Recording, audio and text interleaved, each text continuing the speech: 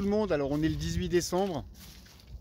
Voilà, c'est vendredi, il va y avoir les 2 semaines des vacances, de la période de Noël. Et ça va être un petit peu l'occasion aujourd'hui de faire un tour de plaine. Parce que mine de rien, dans 2 mois, on recommence à mettre de l'engrais dans les champs. Voilà, on va faire le programme pour l'année 2021. Et ça va donner l'occasion aujourd'hui d'aller voir un petit peu les cultures, savoir voilà, leur état de santé, leur état de pousse, et puis ça va être sympa. Donc on recommence par l'herbe. Ici on est dans un champ d'herbe que j'ai semé en septembre. C'est un mélange composé de raigrats hybrides et de différents trèfles. De différents trèfles, voilà, et notamment de trèfles violets.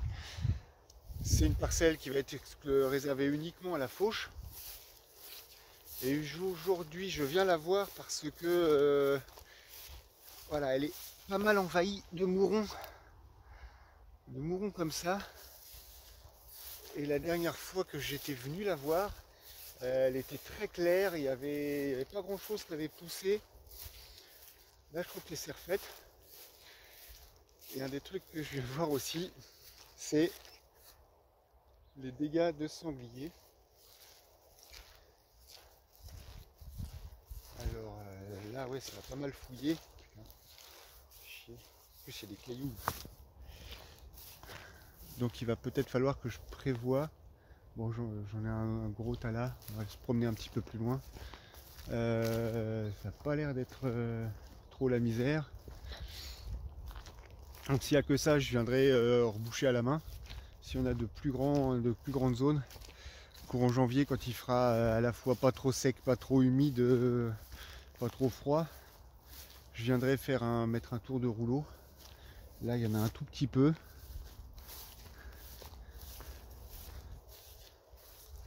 Bon, on va aller voir.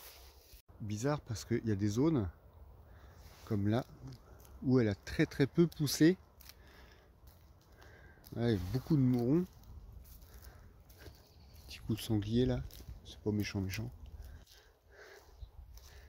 Ah, c'est étonnant, ouais, il y a à peu près 1 hectare où il n'y a pas grand chose. Bon, alors faut pas oublier que le pouvoir de talage de l'herbe il est monumental, mais il faudra pas s'attendre en première coupe précoce à des gros rendements ici. Encore un coup de sanglier. Là.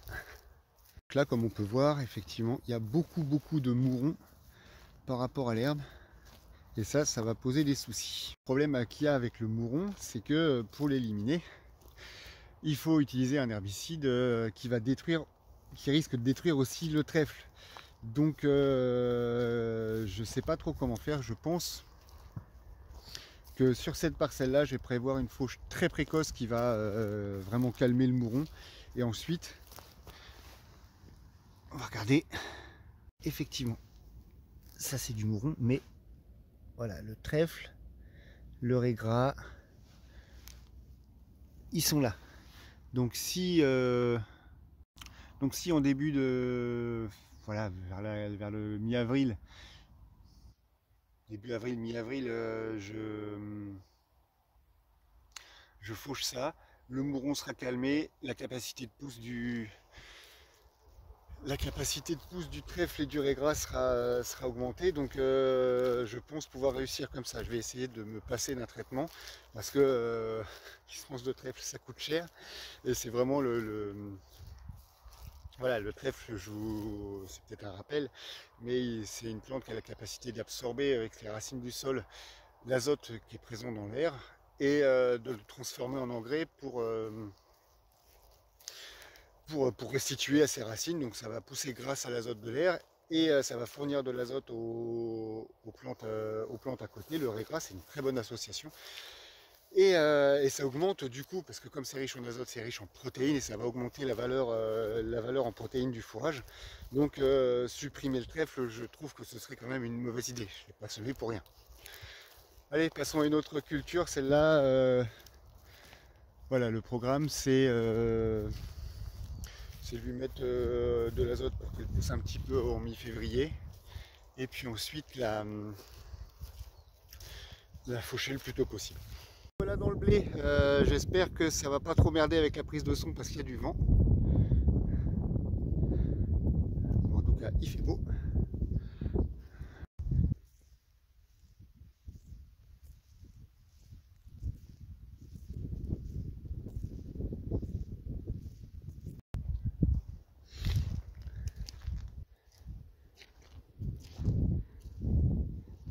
Le blé il est très propre, donc a priori ce serait vraiment étonnant qu'il y ait besoin de faire un rattrapage herbicide et ça c'est une bonne nouvelle. Voilà, donc il suit son stade de développement, il n'y a pas de souci là-dessus. Voilà, la prochaine étape c'est début mars pour les premiers apports d'engrais, sachant qu'il n'y a pas d'urgence parce qu'une destruction de prairie, ça apporte énormément de matière organique qui est là, qui va servir pour le développement du blé en termes d'apport d'engrais. Et donc c'est bon, c'est levé. La principale difficulté cette année, c'était quand même les pucerons. Il y a eu 2 traitements insecticides de fait sur ce champ parce que voilà, on a des températures trop douces, les pucerons se pullulent. Avant, on avait le droit de traiter les semences avec des néonicotinoïdes, le gaucho. Maintenant, c'est interdit et donc du coup, on subit des attaques de pucerons répétées et c'est vraiment préjudiciable hein. Sur certaines cultures, ça peut occasionner des baisses de rendement qui sont monumentales. Je pense aux betteraves. Mais bon, voilà le blé, il va bien. On va mettre au moins 2 mois et demi sans travailler dedans. Alors là, on va passer très vite. C'est de la moutarde, un mélange moutarde à radis, mais il n'y a principalement que de la moutarde qui a poussé. J'avais fait un essai de destruction avec la herse il y a à peu près un mois. Et donc, je vous en parle pas tout de suite. Ça va être l'objet de la vidéo de la semaine prochaine. Voilà. Troisième culture. Alors dans cette parcelle, c'est une parcelle que je peux irriguer. Donc j'ai fait un maïs l'an dernier, récolté donc vers le 15 septembre, c'est ça. Et je vais refaire un maïs dedans et entre deux j'ai implanté un seigle fourragé. Seigle fourragé avec du trèfle, je ne vois pas trop le trèfle. Ah voilà. Il y en a là. Un peu de mouron, hein, mais c'est moins gênant dans le. Voilà, c'est une culture qui va servir à faire du fourrage. Donc entre deux, pourquoi? Parce qu'on est de plus en plus soumis aux sécheresses estivales.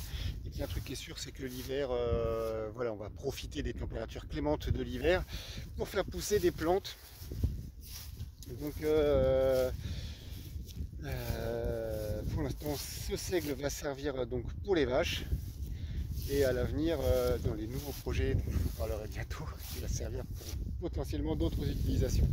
Bon, en tout cas, ça pousse bien, c'est dru. Légère inquiétude quand même pour ce petit trèfle qui est à mon sens pas assez présent.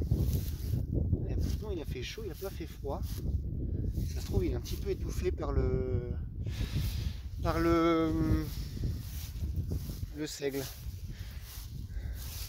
Voilà, c'est la première fois que je fais cette association. J'avais fait du seigle fourragé l'an dernier.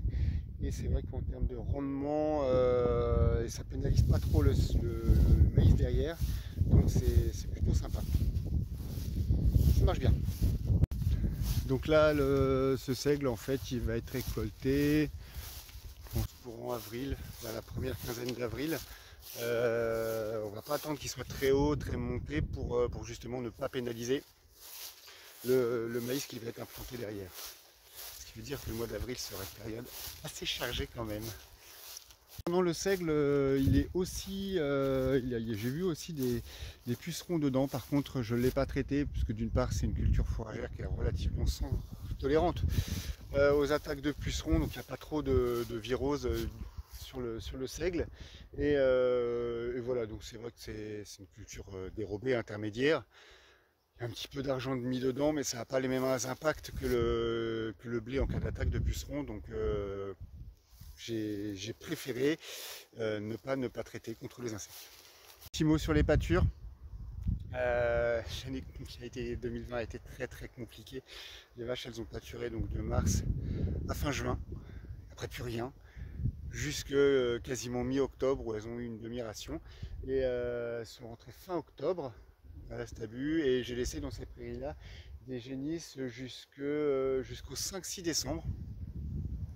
Donc là, on laisse les prairies se reposer et puis parce que mine de rien, début mars, c'est donc dans 2 mois et demi. Ça se trouve, les vaches seront dedans à pâturer. Mais voilà, l'objectif c'est d'avoir une prairie suffisamment rase pour pas qu'elle pourrisse mais pas trop rasée pour qu'elle puisse bien redémarrer. Donc une hauteur entrée d'hiver à 5-6 cm, c'est déjà pas mal. Du vent, on va se mettre un petit peu à l'abri de la haie. Donc on termine par la culture la plus importante sur la ferme, c'est les prairies permanentes. Beaucoup de prairies permanentes sur la ferme. Je ne sais pas si vous reconnaissez, mais c'est la prairie où j'ai fait l'enrubanage sur une des récentes vidéos. Et le résultat, il est tout à fait sympathique. Prise là, ça va marcher parce qu'au niveau du vent, c'est vraiment la misère. Donc je suis vraiment content du boulot qui a été fait dans cette parcelle-là. C'est une parcelle où il y avait eu l'enrubanage. L'herbe, elle est rase, mais elle est ni trop haute ni trop rase. Elle est très régulière, donc elle a tout pour elle, est très drue. Elle a tout pour elle pour bien affronter l'hiver, il n'y a aucun souci. C'est une parcelle inondable, s'il y a des inondations, ce ne sera pas très grave. Donc voilà, ça c'est plutôt cool.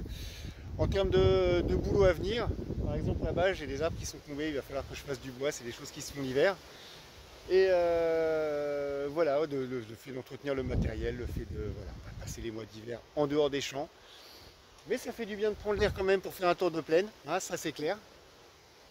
Et c'est la fin de cette vidéo. Moi je vous souhaite d'excellentes fêtes de fin d'année, même si ça va être compliqué avec le coronavirus et tout. Il faut vraiment prendre soin de soi et des proches. Donc faites pas le con les amis. Et donc moi je vous dis à la prochaine. Il y aura une vidéo la semaine prochaine. C'est rare quand je fais une vidéo par semaine, mais il y en aura une la semaine prochaine sur la destruction de la moutarde. Et vous aurez droit aussi la semaine prochaine au programme 2021 avec plein de surprises. Moi je vous dis à bientôt et à la prochaine pour de nouvelles aventures. Allez, salut!